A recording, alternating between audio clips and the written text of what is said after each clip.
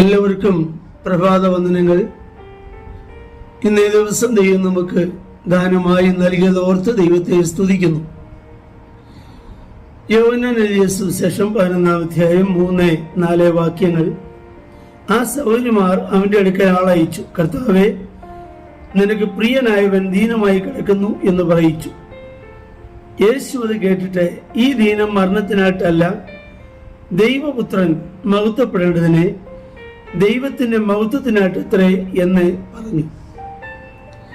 നമ്മുടെ കർത്താവ് ലോകത്തിൽ ആയിരുന്നപ്പോൾ മരിച്ചവരായ 3 വ്യക്തികളെ ഉയർപ്പിച്ചിട്ടുണ്ട്. അതിൽ ഒന്നാമതായി നാം പഠിക്കുന്നത് നയിലെ വിധവയുടെ ഏക മകൻ. രണ്ടാമതായി നാം മനസ്സിലാക്കുന്നത് യായിറോസിന്റെ ഏക മകൻ. മൂന്നാമതായി ഇവിടെ നാം വായിക്കുന്നത് മാർത്തയുടെയും മറിയുടെയും ഏക സഹോദരൻ. ഇവിടെ എല്ലാം ഏകരാണ്.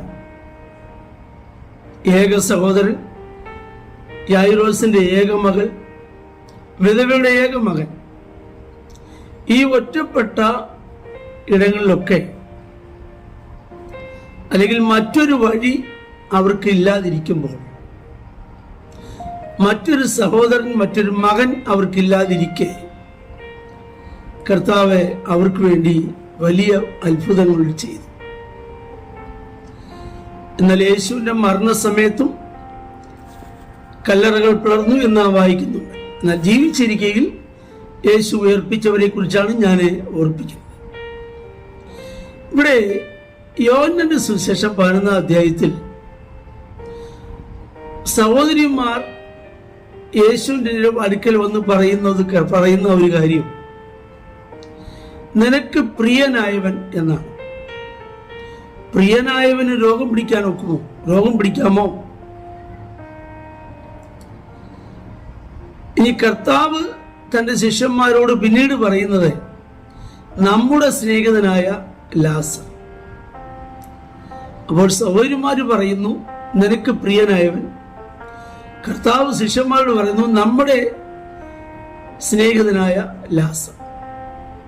അപ്പോൾ കർത്താവിന് സ്നേഹിതനായിരുന്നു, പ്രിയനായിരുന്നു ലാസർ. എന്നിട്ട് രോഗമുണ്ടായി, അത് മൂർച്ഛിച്ച് മരിക്കുകയും ചെയ്തു. കർത്താവ് അവിടെ തന്നെ 2 ദിവസം പാർത്തു എന്ന് നമ്മൾ പഠിക്കുന്നുണ്ട്. ഒരു ചിന്തകൻ പറഞ്ഞത്, God is never too late nor too early. അവൻ ഒരിക്കലും നേരത്തെ ആകുന്നില്ല, ലേറ്റും ആകുന്നില്ല. അവൻ അതാതിന്റെ സമയത്ത് സകലവും നന്നായി ചെയ്യാൻ കഴിവുള്ളവനാണ്. നാം നമ്മുടെ ദൈവത്തോട് പ്രാർത്ഥിക്കുമ്പോൾ ദൈവത്തിന് പല കാര്യങ്ങൾ പറഞ്ഞു കൊടുക്കുന്ന രീതിയിലാണ് നമ്മൾ പ്രാർത്ഥിക്കുന്നത്. നമ്മൾ എങ്ങനെ പ്രാർത്ഥിച്ചാലും കർത്താവ് നമ്മുടെ പ്രാർത്ഥനയുടെ ശൈലിയല്ല ശ്രദ്ധിക്കുന്നത്, നമ്മുടെ ഉള്ളിൻ്റെ ഉള്ളിലെ പ്രാർത്ഥനയുടെ ആഴമാണ് കർത്താവ് ശ്രദ്ധിക്കുന്നത്. ഒരുപക്ഷെ നമുക്ക് പ്രാർത്ഥിപ്പാൻ ഒരു വാക്ക് പോലും ഇല്ലാതിരുന്നാൽ പോലും, കണ്ണുനീർ തുള്ളികളായിട്ടാണ് നിലത്ത് വീണാലും, കഴിഞ്ഞ ദിവസം ഞാൻ ഓർപ്പിച്ചതുപോലെ അത് തുരുത്തിയിലാക്കി അതിന്റെ മറുപടി തരുന്ന ഒരു ദൈവത്തെയാണ് നാം സേവിക്കുന്നത്. ഇവിടെ നാം പഠിക്കുമ്പോൾ പ്രിയനായവന് രോഗം പിടിക്കാമോ? കർത്താവ് താൻ സ്നേഹിക്കുന്നവനെ ശിക്ഷിക്കുന്നു. താൻ കൈക്കൊള്ളുന്ന ഏത് മകനെയും തല്ലുന്നു. അത് നാശത്തിന് വേണ്ടിയല്ല, ശിക്ഷിച്ച് തള്ളിക്കളയല്ല. കർത്താവ് ശിക്ഷിച്ച് ക്രമീകരിച്ചെടുക്കുകയാണ്, അല്ലെങ്കിൽ ബാലശിക്ഷ നൽകുകയാണ്. നാം തിരുവഴുത്തിൽ നിന്ന് മനസ്സിലാക്കുമ്പോൾ ദൈവം സ്നേഹിച്ചിട്ടുള്ള എല്ലാവരെയും അവൻ ശിക്ഷയിലൂടെ നടത്തിയിട്ടുണ്ട്. അത് ഗുണീകരണത്തിനും നമ്മുടെ നന്മയ്ക്കും വേണ്ടിയാണ്. ഒരിക്കൽ ദാവീദ് പറഞ്ഞല്ലോ, നിന്റെ ചട്ടങ്ങൾ പഠിപ്പാൻ തക്കവണ്ണം ഞാൻ കഷ്ടതയിലായത് ഗുണമായി. അപ്പോൾ കഷ്ടതയിലായതുകൊണ്ട് എന്ത് സംഭവിച്ചു? അവന്റെ ചട്ടങ്ങൾ നന്നായി പഠിക്കുവാൻ കഴിയും.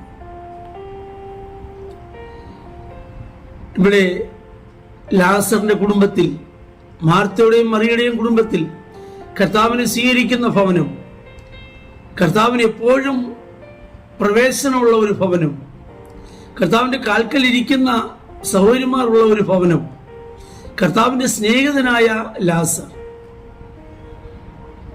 ഈ ജീവിതത്തിലെ പ്രയാസങ്ങളൂടെ കടന്നു പോകുമ്പോഴും അല്പം ലേറ്റായെന്ന് അവർക്ക് തോന്നിയെങ്കിലും തക്ക സമയത്ത് ലാസറിനെ കർത്താവ് ഉയർപ്പിച്ചു.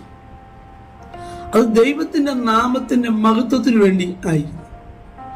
ദൈവം ചെയ്യുന്ന പ്രവൃത്തികൾ എല്ലാം ദൈവനാമ മഹത്വത്തിനായിരിക്കും. അതുകൊണ്ട് നാം എപ്പോഴും ഓർക്കണം, God is never to late. ദൈവം ഒരിക്കലും ലേറ്റ് ആകുന്നില്ല. നോർ ടു എയർലി, ഒരിക്കലും നേരത്തെയും ആകുന്നില്ല.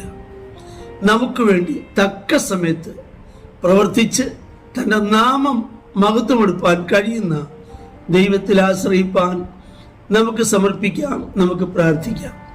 ഞങ്ങളുടെ കർത്താവേ, സ്വർഗീയ നല്ല പിതാവേ, ഈ വചനം കേൾക്കുന്ന എല്ലാവരെയും അങ്ങയുടെ നാമത്തിൽ അനുഗ്രഹിച്ച് പ്രാർത്ഥിക്കുന്നു, യേശുവിൻ നാമത്തിൽ തന്നെ.